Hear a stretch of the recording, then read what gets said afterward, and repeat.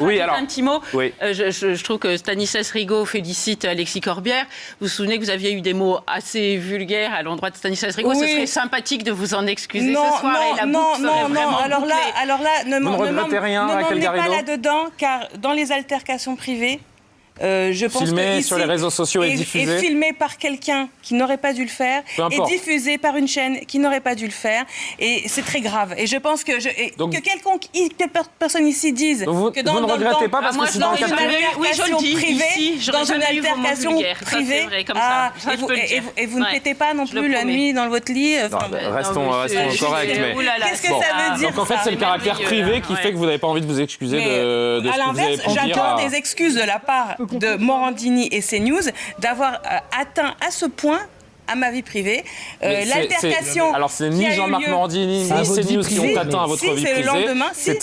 C'est une vidéo qui n'a été filmée par aucun membre de CNews. Celle qui a été diffusée n'a pas été filmée par un membre de CNews. Elle a été diffusée sur les réseaux sociaux et elle a été diffusée très largement sur bien d'autres médias. Elle a été diffusée mais il ne s'agissait pas de relancer cette polémique, mais c'est seulement de vous laisser avoir un dernier mot avec Stanislas Rigaud. En attendant, les électeurs nous ont choisi, nous, plutôt que Zemmour, qui avait été gonflé à l'hélium médiatique sur cette chaîne, et pas que celle-ci. Et au final, dans la fin du cycle, eh bien, Zemmour, c'est plus rien. Stanislas Rigaud. À la fin du... Je finis en un mot. À la fin du cycle, M. Mélenchon a perdu pour la 3e fois l'élection présidentielle et il ne sera évidemment pas Premier ministre, premièrement. Deuxièmement, je crois que prévision à la Garrido et beaucoup de ses collègues... Méfiez-vous de vos prévisions, M. Rigaud. Bah oui, ça, je parie, et si vous voulez, on peut même mettre de l'argent en jeu, je suis prêt à tout là-dessus.